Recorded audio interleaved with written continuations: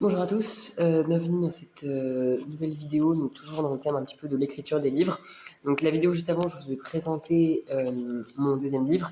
Là, je vais vous présenter la méthode pour écrire un livre. Donc je prends l'exemple de mon deuxième, mais genre, je vais prendre le premier ou les autres que je vais écrire.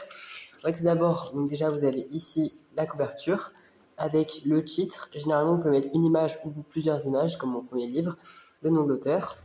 Derrière, sur la quatrième de couverture, parce que donc ça fait une, deux, puis ensuite 3 et 4, vous avez le résumé et la biographie de l'auteur. Donc voilà.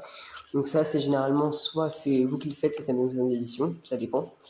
Et donc généralement, par exemple là quand j'ouvre, il y a une première page ici avec le titre qui est écrit, juste le titre. Donc ça c'est pour vous, quand vous écrivez un livre, voilà, vous pouvez juste laisser une page un petit peu d'accueil où vous écrivez le titre. Donc c'est comme une page de garde à l'intérieur du livre.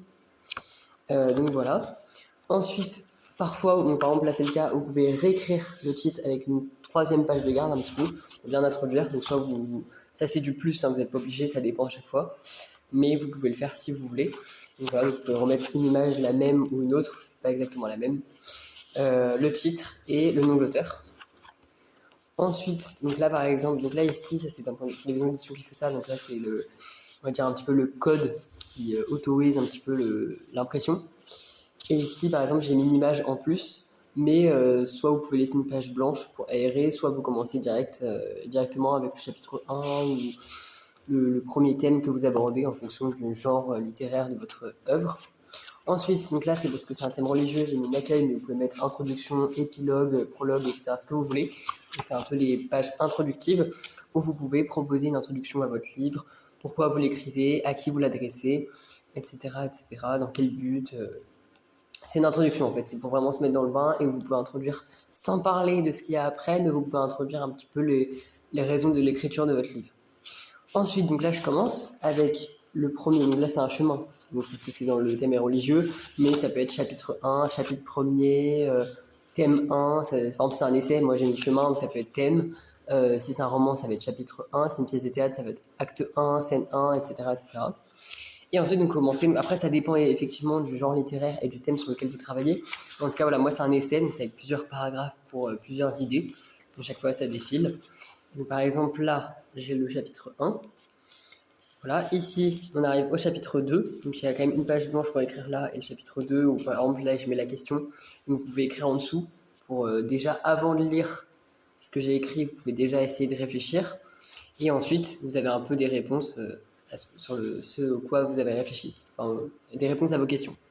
Voilà. Ensuite, chapitre 3, etc. Donc, il y a plein de pages. Et à la fin, vous avez les pages pour écrire.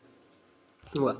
Et concrètement, au niveau de la méthode, généralement, vous pouvez faire les couvertures, donc la première de couverture et la quatrième de couverture. Et donc vous rédigez le texte, hein, c'est quand même la base. Et après, vous pouvez en fonction, donc soit mettre une deuxième page de couverture, une troisième ou une seule ou trois ou quatre. Et ce qui est important, c'est laisser des pages blanches pour la réflexion. Ça, c'est très important entre les chapitres et surtout à la fin. C'est toujours bien de laisser quelques pages blanches, que ce soit peu importe le genre littéraire, mais aussi donc entre chaque chapitre, chaque thème, chaque acte, chaque scène, chaque partie, etc. Et donc ça permet déjà de réfléchir avant ce que les personnages vont lire, donc juste avant, enfin avant que les lecteurs vont lire, ou après pour dire un petit peu ce qu'ils en pensent. Donc voilà. Ensuite, vous écrivez le texte. Le sommaire, on peut faire un sommaire ou tableau des matières comme vous voulez. Généralement, donc ça dépend des livres. Moi, globalement, je le faisais généralement au début parce que ça introduit. Mais en fait, généralement, dans les livres, ils sont plutôt à la fin. À la fin, vous retrouvez le sommaire. Donc ça dépend des livres, encore une fois. Donc voilà. De toute façon, avec la maison d'édition, votre travail, c'est essentiellement de rédiger le texte, un petit peu mise en page, des couvertures, laisser quelques bases blanches, faire quelques pages de garde. Et à part ça, c'est la maison d'édition qui va tout structurer. Mais globalement, voilà comment écrire un livre. Donc vous pouvez tous devenir écrivain si vous le désirez. C'est à l'opportunité de tous.